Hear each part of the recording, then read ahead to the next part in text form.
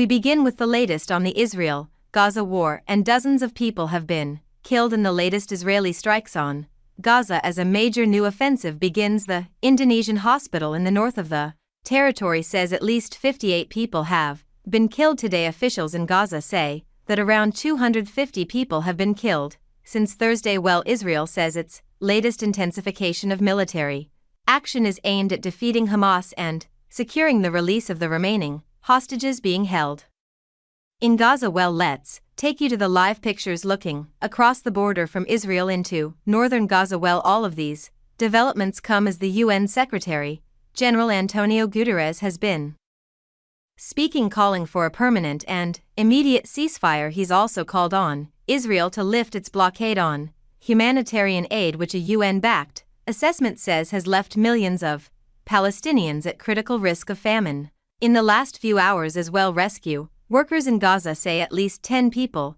have been killed by Israeli strikes, 7 in the southern city of Khan Yunis and 3 more in Jabalia in the north. Well, this is the worst violence in the Gaza Strip since Israel resumed its offensive in March. In the last hour, a media advisor to Hamas.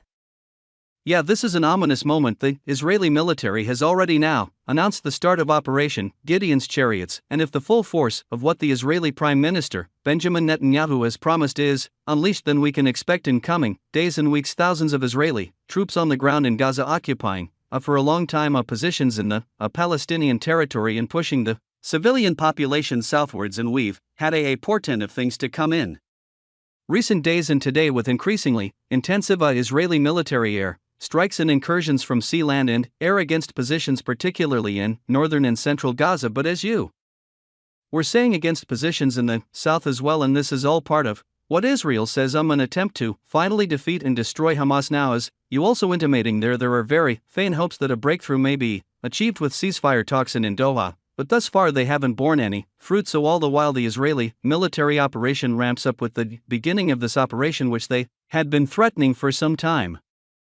You've been speaking to a Hamas spokesperson about the ongoing talks to try and secure a ceasefire. Just tell us about that conversation.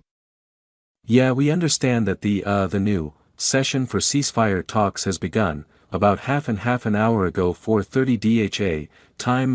Before this round of talks, there was a meeting between the Qatari Prime Minister and the Hamas Council of Leadership. The 5 big names in Hamas have met the Qataris for about an hour before the meeting. We understand that also the U.S. envoy Witkoff talked to the Qataris as well about resuming the talks. Well, Hamas official told the BBC that there is no precondition for this to negotiation, and Hamas is still insisting in ending the war and withdrawing Israeli troops from Gaza before they went to start this talks, which, that was always the obstacle, because in the other side the Israelis want a ceasefire based in what is well known now as Witkoff proposal, which talk about releasing 10 Israeli hostages from Gaza and for the 45 days of ceasefire only.